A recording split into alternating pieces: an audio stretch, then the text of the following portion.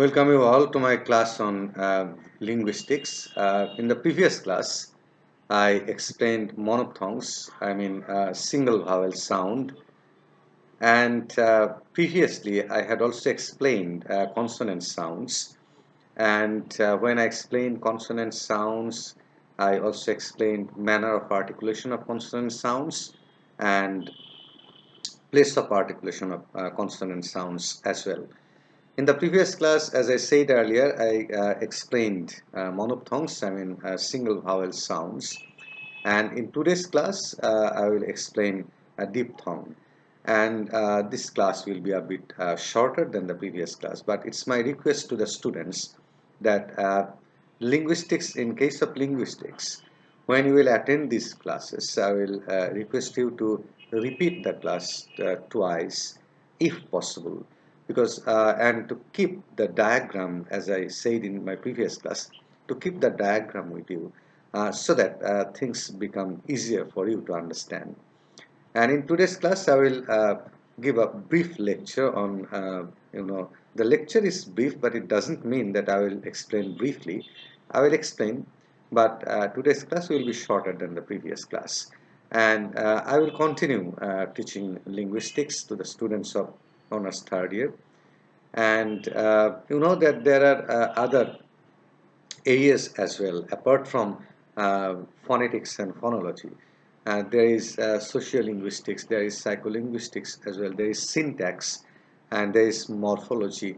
So there are different areas that we must learn before the exam, and all these chapters are very important.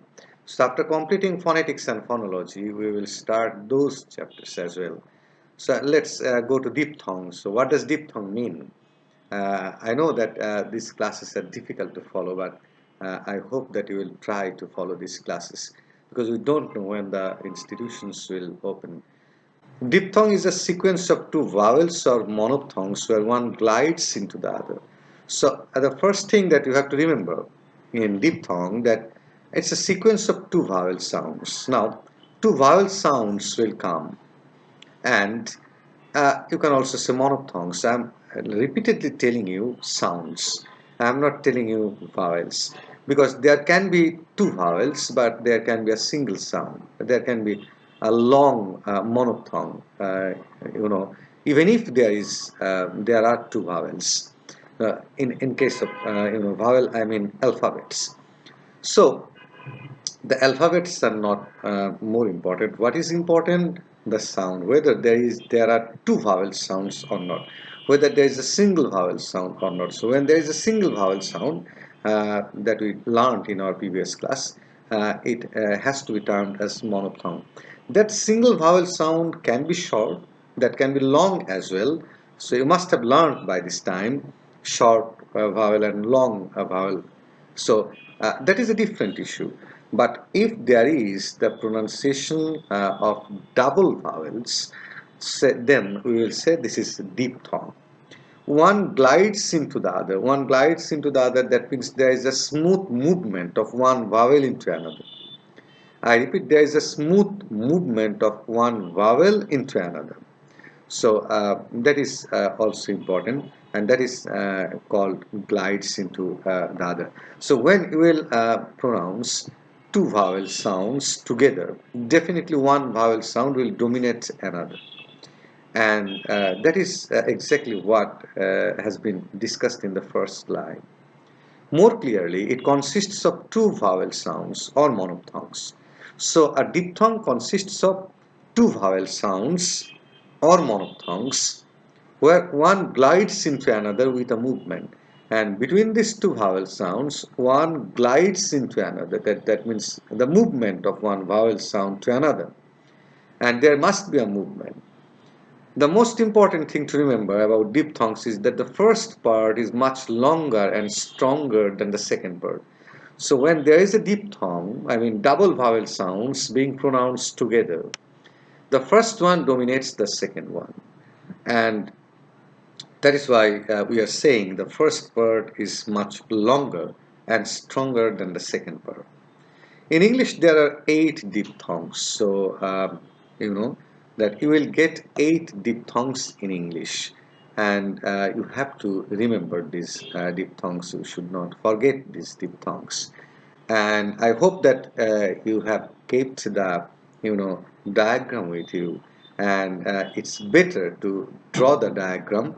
And if you can keep the diagram with you while attending these classes, your understanding will be much clearer and your understanding will be permanent. Otherwise, you will forget it again and again. So please have the diagram with you. Uh, Draw it. If possible, draw it. And when you will draw the diagram, the things will be permanent in your memory. There are some centering diphthongs. That means being, originating in the center of your vocal tract. Now, the first one, the examples are given centering diphthongs. E, E, not I, E, and the second one, in bracket, I'm talking about the sounds being indicated in the first bracket. The second one is and the third one is oo. They're found in words like, bread and fierce. The starting point is closer than E, as in bit and bin. So this at the beginning there is a discussion about the centering diphthongs. So these centering diphthongs are E, oo. So, and I have already said, not I said, the linguists say, the theorists say that the first vowel, not vowel, the first vowel sound is supposed to be stronger than the second one, the following one. The preceding one is stronger than the following one. And the starting point is closer to E in case of the first one, as you see in bit and bin. Now let's start the examples of diphthongs. And there are 8 diphthongs I have already said, and some are centering diphthongs. The examples I have already given. So that's exactly what you will remember, not more than that. Now let's go to the diphthongs one by one. The first one is E. E. This is one of the centering diphthongs. I have already said and you can try originating in the center, and you can notice the first part of the diphthong is dominating the second part. This diphthong begins with E and glides to we get it in the words like fears, fears, fears. Now, usually what we do, we say fierce. We say fierce, fierce. Now, even if you pronounce that, even if you pronounce fierce, now just try to pinpoint the pronunciation of the word fierce. Fear, fear, fear, ear, ear. So just look, ear, ear. So fierce, fierce, fierce, fierce. So this is the example of centering diphthong. You can remember whether it's centering or not, but what is important to know or what is important to remember, the examples of every diphthong.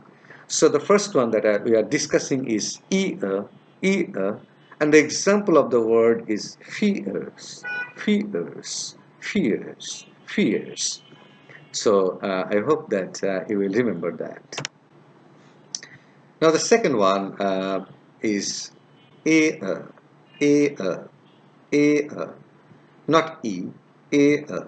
And these, phonetic symbols you will get against the words in all standard dictionaries. This diphthong begins with a and glides to as in words like, just try to pronounce, ear, eared, ear, scare, scare, pear, pear. Don't say pear, pear, pear. So that's not the right pronunciation. And I told you when I taught monophthongs that basically the pronunciation of Bangladeshi people or the people of Indian subcontinent or people of any country where English is not the mother tongue or the first language, their pronunciation varies from the pronunciation of the British people and the American people, because our pronunciation of vowel sounds, is not similar to the pronunciation of vowel sounds by the first English speaking people. And that's why the variation occurs. Now, if we follow the structure, if we follow the grammar, then how will you pronounce the words air, scare, scare? Basically, we say scare, scare, scare, but it's not the way it has to be pronounced. It has to be pronounced as scare, scare, scare, and pair, pair. Now, let's go to the next diphthong, oo, oo, not ewer, oo, oo. So this, is the third one we are discussing. The starting point is little closer to oo as in put. We are talking about monophthong. If you take the example of put, so the position where the sound oo originates, this diphthong ua originates almost in the same place.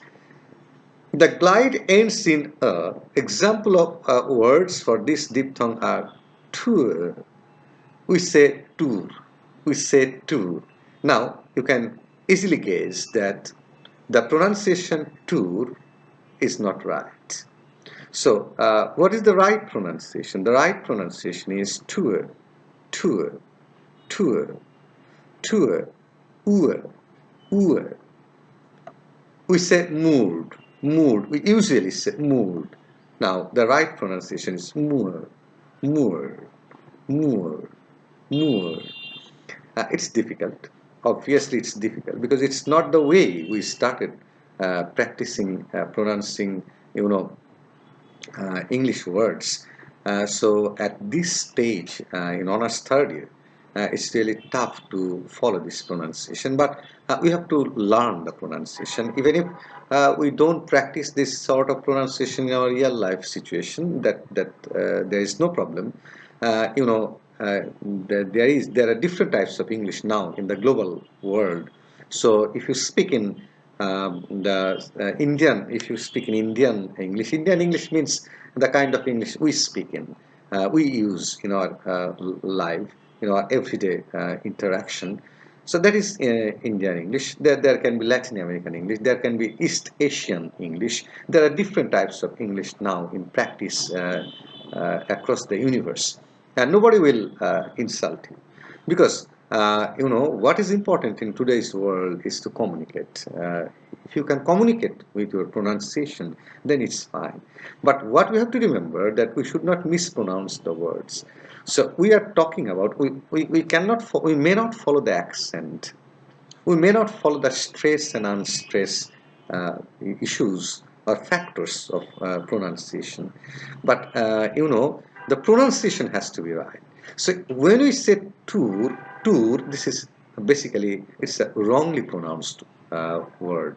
So please, you have to try to remember the exact pronunciation. We are not saying that you have to follow the accent, the stress, unstress issues, flapping, and there are other things as well. We are not suggesting to follow those things, but at least you cannot mispronounce the words. So you have to say tour, tour, not tour. So you have to remember that. It's my honest request to you, because pronouncing the word wrongly is not accepted anywhere in the world. Diphthong next one is AE. AE. Example of words, paid. Just try to pronounce with me. Paid. Paid. AE. Paid. Pain. AE. Pain. AE. Pain. AE. AE. AE. Pain. Pain. Face. Face. Face. Face. So AE. Now you can observe that there are double vowel sounds, there are double monophthongs. So that's exactly what we are learning. We are learning, diphthongs, where we will have double vowel sounds. The starting point is the same as A of gate, saith, meant. The starting point basically we are talking about the place of origin. Over here it originates. This in your vocal tract. Basically, in case of vowel sounds, the air comes from the lungs. And I have said that the pronunciation of consonant sounds, you must have observed by this time that there is a significant difference between the, place of origin, consonant sounds and vowel sounds. Now, let's go to the next one, I-E, I-E. This diphthong begins with an open vowel like E. So how will you know whether it's an open vowel? Ah. You can see the position of my lips and mouth. E. And diagram. I'm talking about the diagram again and again. So what are the examples of these diphthong double vowel sounds? Find. Find. Find. Time, time, kind, Again try kind, So it's easy, it's rather easier. Diphthong next one is oi. This diphthong begins with vowel o. The example words can be taken as boy, boy, boy, oi, boy, toy, koi, etc. Oi, oi, oi. So it's again double vowel sounds. The next one is tough to pronounce. Au, au, au. Very difficult to pronounce. And the starting point is like, ah, as in the word bout. And there are other words, examples of other words are also given. Now, just observe that when we pronounce the word in our style, we say most, we say. But the exact pronunciation of the word is most. So you can observe that how the position of my lips also change and how much problem I am also facing because I am not also used to this. I said it clearly. I am not also used to this. And since my lips are not used to this sort of position, that's why it's also difficult for me as well. So do I ever pronounce words like this? I mean, do I ever pronounce most as most in the classroom? Not usually. Do we ever say home? Home. We usually don't say that. We say home. We say home. Oh, we basically say oh, home, home. But that's basically wrongly pronounced words. So the exact pronunciation is home, home. And when you will watch Hollywood movies, and when you will watch speaking, the British people and the American people, you will definitely observe them. Obviously, you have observed that they pronounce the words most, home, load, not load. They never say load. They say load. And if you play the video game, you will see they say reload. So you can gaze that how what's about the exact pronunciation of the words, and we basically mispronounce these words, and that's what I am saying, that we are not supposed to pronounce a word in a wrong way. We may ignore the accent, but I'm not saying that you will ignore the accent. If you can follow, it's fine. If you can follow the accent, it's fine. If you can follow the flapping style, even if it's fine. Flapping, I mean time. So that's what I was saying. So you can do that. It's always appreciated. But it's what I'm saying, what I'm trying to share with you, that it's difficult. But what we are not supposed to do, we cannot pronounce a word in a wrong way. Now let's go to the next one. Diphthong au, au. Au. The starting sound is like ah, and glides from close to mid-open. Follow the diagram. Examples of words are house, au, loud, loud, gown, etc. So from the above discussion, we understand that understanding diphthongs can help us perceive English sounds clearly. Diphthongs are important for clear pronunciation and perception. So what's the importance of diphthongs? To pronounce the words in a right way, in the correct way. So that is why diphthongs are also important. So what is monophthong? Single vowel sound. What is diphthong? Double vowel sounds. What about the diphthongs? There are 8 diphthongs. And what about the diphthongs? The first vowel sound is basically more prominent than the second one. So you have to remember these diphthongs the way you remember monophthongs, and I hope that you will attend my next classes on linguistics as well. So for today I would like to say goodbye, stay safe and stay at home. Thank you very much.